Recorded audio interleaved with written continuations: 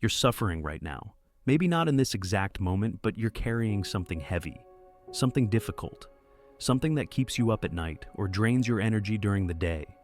A failure that haunts you, a challenge that feels insurmountable, a loss that broke something in you, a struggle that makes you wonder if you're strong enough. And you probably think that suffering is the problem, that if you could just get past this struggle, eliminate this pain, solve this difficulty, then you could finally be happy, finally be successful, finally start actually living. But what if you're completely wrong about that? What if the struggle isn't the obstacle to your growth, but the actual path itself? What if your suffering isn't what's holding you back, but what's forging you into someone capable of more than you can currently imagine?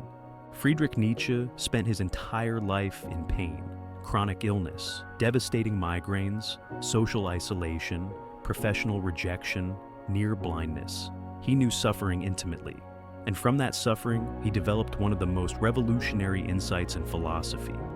Your struggles aren't punishments to be endured or problems to be solved. They're gifts, the raw material of your transformation.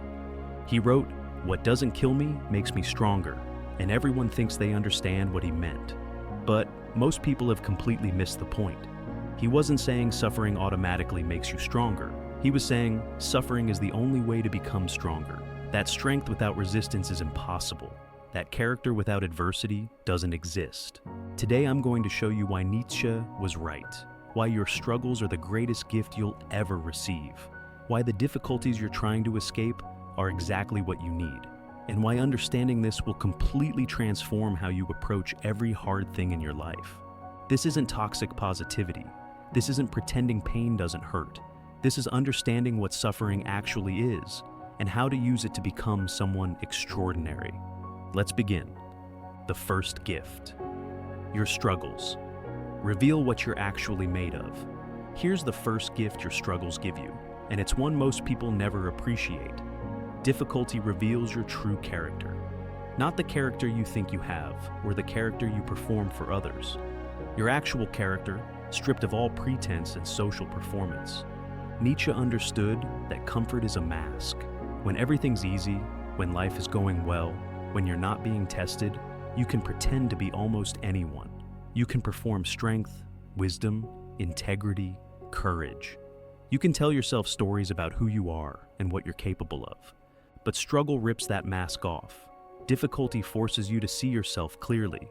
When things get hard, when you're under pressure, when you're suffering, you can't maintain the performance anymore. The real you emerges. And that revelation, as uncomfortable as it might be, is a gift. Think about the last time you faced real difficulty. Not minor inconvenience, but actual struggle. What happened to the person you thought you were? Did your supposed strength hold up, or did you discover you were more fragile than you believed? Did your claimed values stay intact, or did they crumble under pressure? Did you respond with the courage you thought you had, or did you discover fear you didn't know existed? This revelation isn't punishment, it's information. Invaluable information about who you actually are versus who you've been pretending to be. Most people spend their entire lives never really knowing themselves. They live in comfort zones where they're never truly tested. They believe the stories they tell about their own character. They think they're brave because they've never faced real fear. They think they're strong because they've never encountered genuine difficulty. They think they have integrity because their values have never been truly challenged. Then struggle arrives, and they discover that the person they thought they were doesn't actually exist. That strength they believed they had evaporates. That courage they claimed dissolves. That integrity they performed for others vanishes when maintaining it becomes costly. And yes, that discovery is painful. It's humbling. It forces you to face that you're not who you thought you were. But Nietzsche would tell you, that's the gift. Because you can't become better if you don't know what you actually are. You can't develop real strength if you're delusional about the strength you already have. You can't build authentic character if you're operating on a fantasy of who you are. Your struggles strip away the delusion. They force you to see yourself clearly. They show you exactly where you're weak, where you're afraid, where you're unprepared. And only with that clear vision can you actually begin the work of becoming someone stronger. The comfortable person lives in a pleasant delusion. The struggling person faces reality. And reality, however harsh, is the foundation for actual growth. So when struggle reveals that you're weaker than you thought, less prepared than you believed, more afraid than you admitted, don't run from that revelation. Thank it. Because now you know what you're actually working with. Now you can stop performing strength you don't have and start building strength you need. That's the first gift, the gift of self-knowledge. Brutal, uncomfortable, but absolutely necessary self-knowledge. The second gift, your struggles, force you to develop capabilities you'd never otherwise build. Here's the second gift, and this one is transformative. Struggle forces you to become capable of things you'd never develop in comfort. Every difficult situation requires you to develop new capacities, new skills, new strengths just to survive it. Nietzsche saw this pattern everywhere. People remaining weak and limited as long as life was easy, then suddenly developing extraordinary capabilities when circumstances demanded it. Not because they suddenly discovered hidden talents, but because necessity forced them to build what they needed. Think about the capabilities you've developed in your life, the real ones, not the things you learned in school or picked up casually. The actual strengths you rely on when things get hard. Almost all of them came from struggle, didn't they? You developed resilience because you had to bounce back from failures. You developed problem solving because you faced problems that wouldn't go away on their own. You developed emotional strength because you went through pain that could have broken you. You developed resourcefulness because you encountered situations where the obvious solutions didn't work. Every real capability you have came from being forced to develop it by circumstances that demanded it. And the capabilities you don't have, those are the ones you've never needed because you've never faced struggles that require them. This is why comfort is so dangerous. Not because it feels bad, but because it feels so good that you never develop the capabilities that come from difficulty. You stay weak because you never encounter resistance strong enough to force you to become strong. Your struggles are forcing you to build psychological muscles you didn't know you needed. Every time you face something hard and push through it, you're not just surviving that specific situation. You're developing a capacity that will serve you for the rest of your life. The person who's never failed has never developed the capacity to recover from failure. The person who's never faced rejection has never developed emotional resilience. The person who's never struggled financially has never developed resourcefulness about money. The person who's never been truly alone has never developed the capacity for self-reliance. And when those people inevitably face those struggles later in life, because everyone does eventually, they're devastated. They have no capacity to handle it. They've spent decades in comfort thinking they were fine, only to discover they're completely unprepared for difficulty when it arrives. Nietzsche would tell you, your current struggle is demanding that you develop capabilities you don't currently have. That demand feels overwhelming. It feels like too much. It feels like you're not equipped to handle this. And you're right. You're not equipped yet. But you're being forced to become equipped. The struggle isn't asking if you can handle it with your current capabilities. It's demanding that you develop new ones. Every difficult client, every financial struggle, every relationship challenge, every failure, every setback is forcing you to become more capable than you currently are. To develop skills, strengths, and capacities that simply can't be developed any other way. You can take a class on resilience, but you don't actually become resilient until life breaks you and you have to put yourself back together. You can read about courage, but you don't develop real courage until you're terrified and you act anyway. You can study problem solving, but you don't become a real problem solver until you face problems that won't go away and you have to figure them out. The struggle you're in right now is building you. It's forcing you to stretch beyond your current capacity. It's demanding that you become more than you currently are. And yes, that process is painful. Growth always is. But the person on the other side of this struggle will be more capable than you are now. They'll have strengths you don't currently have. They'll be equipped for challenges that would destroy the current version of you. That's the second gift, the gift of forced development. The gift of becoming capable of more by being required to handle more. The third gift, your struggles. Clarify what actually matters to you. Here's the third gift your struggles give you, and it's one of the most valuable. Difficulty has a way of burning away everything that doesn't actually matter, leaving only what's genuinely important to you. Nietzsche understood that most people don't actually know what they value. They think they know. They have opinions about what matters, but those opinions are untested. They're abstractions. And abstractions dissolve under real pressure. When you're comfortable, everything seems important. Your career and your hobbies and your social life and your various projects and your many goals. You can juggle it all. You can pretend it all matters equally. You can avoid making hard choices about what you actually prioritize. Then struggle arrives, real difficulty, real scarcity of time or energy or resources. And suddenly you can't maintain everything. You have to choose. You have to decide what actually matters enough to protect and what you're willing to let go.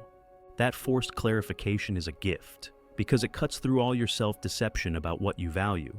It forces you to reveal your priorities through your choices rather than your words. Think about a time when you faced real scarcity. Maybe time, maybe money, maybe energy. What did you protect? What got your limited resources? That's what you actually value, regardless of what you claim to value. When you're exhausted and can barely function, what do you still make time for?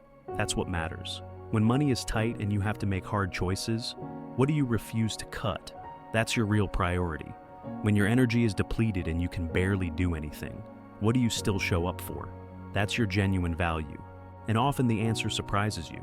You thought you valued your career above everything, but when you got sick, you realized relationships matter more. You thought money was just a means to an end, but when you lost it, you discovered your sense of worth was deeply tied to it. You thought you didn't care about status, but when you lost it, you discovered it mattered more than you admitted. Nietzsche would say, struggle forces honesty. It strips away the stories you tell about your values and reveals what you actually value through the choices you make under pressure. This revelation can be uncomfortable. You might discover you don't actually value what you thought you valued.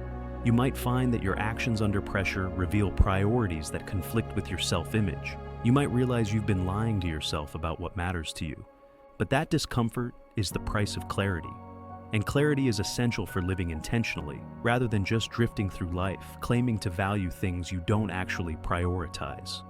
Your current struggle is forcing this clarification right now.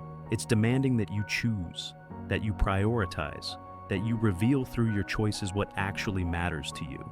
Pay attention to what you're protecting in your struggle, what you're willing to sacrifice for, what you refuse to give up despite the cost. That's your real value system, not the one you perform for others or tell yourself you have. And once you see that clearly, once you know what you actually value rather than what you think you should value, you can start building a life that's actually aligned with your genuine priorities instead of your imagined ones. That's the third gift, the gift of forced clarity, the gift of discovering what you actually care about when you can't pretend everything matters equally anymore. The fourth gift, your struggles, connect you to your deepest strength.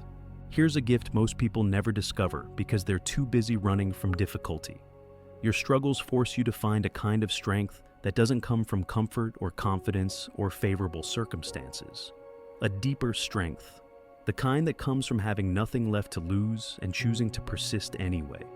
Nietzsche called this amor fati, the love of fate, the ability to not just endure what life throws at you, but to embrace it, to find meaning in it, to use it as fuel rather than letting it break you.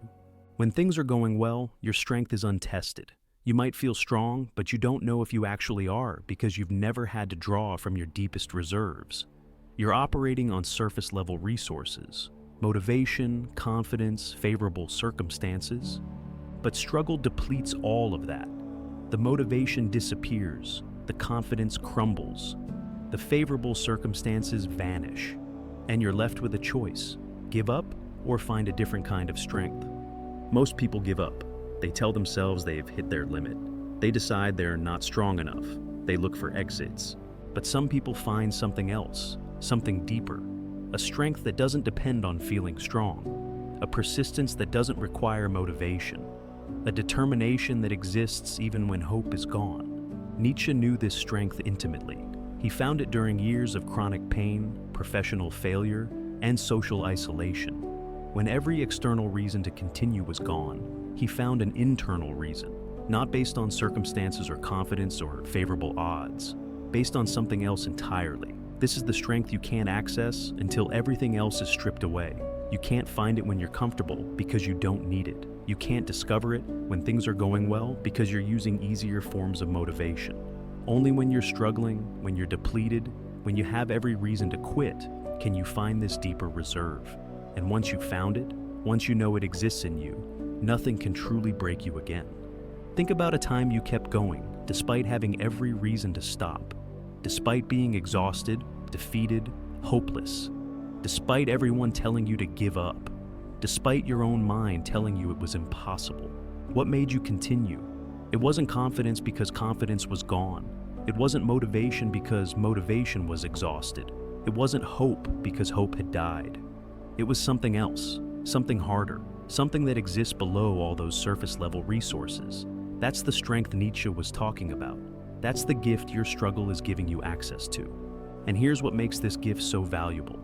Once you've connected with that depth of strength, once you know it exists in you, every future struggle becomes more manageable, because you know that even if you lose everything else, even if every external support disappears, even if you're completely alone and exhausted and defeated, there's still something in you that can persist.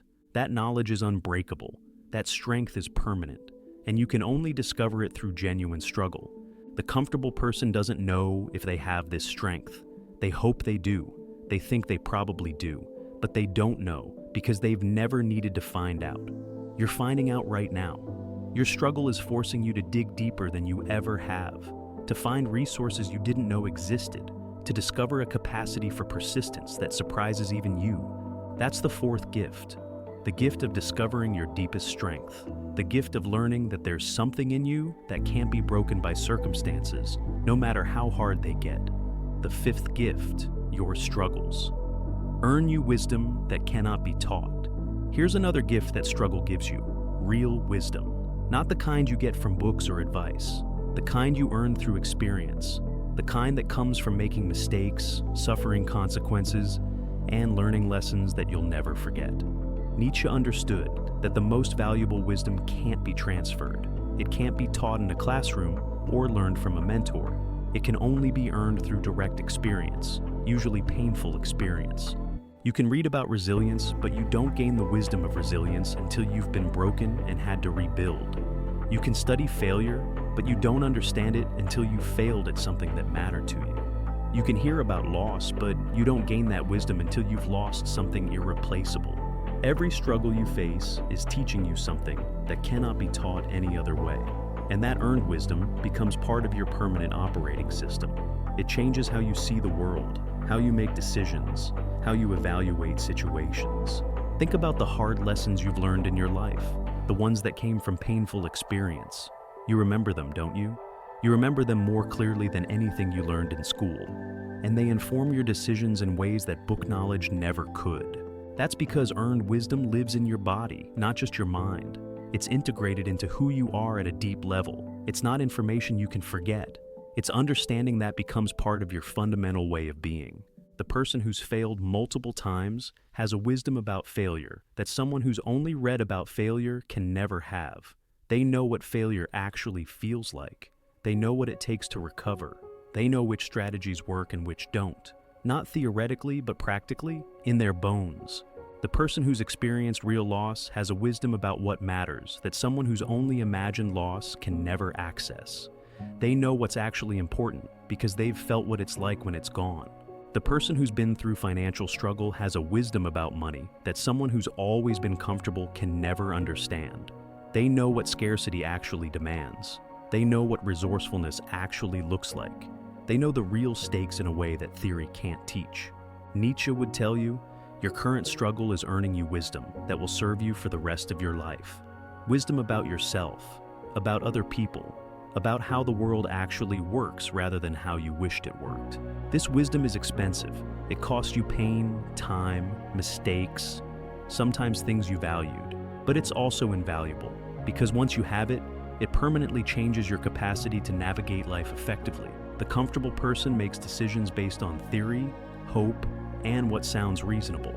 The person who struggled makes decisions based on earned wisdom about what actually works and what definitely doesn't. You're earning that wisdom right now. Every mistake you make in this struggle is teaching you something. Every failure is showing you what doesn't work. Every difficulty is revealing truths about yourself and the world that you couldn't have learned any other way. That wisdom will be with you forever. Long after this specific struggle is over, long after the pain has faded, the wisdom remains. It becomes part of who you are and how you operate.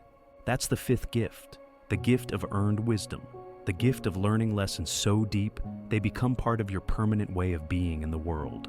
The sixth gift, your struggles, give you genuine empathy and connection. Here's a gift of struggle that might surprise you. Your suffering gives you the capacity to genuinely connect with others who are suffering. It gives you real empathy, not the performative kind, but the kind that comes from having been there yourself. Nietzsche understood that people who've never suffered lack the capacity to truly understand others' pain. They can be sympathetic in an abstract way. They can feel sorry for people, but they can't actually connect with suffering they've never experienced. It remains theoretical to them. But when you've struggled, when you've suffered, when you've been through real difficulty, you develop the capacity to recognize and connect with that experience in others. Not to fix it or explain it away, but to simply be present with it because you know what it's like. Think about the people in your life who've truly understood you during difficult times. Were they the ones who'd always had it easy and were trying to be supportive? Or were they the ones who'd been through similar struggles and could say, "I know," and you could feel that they actually did know?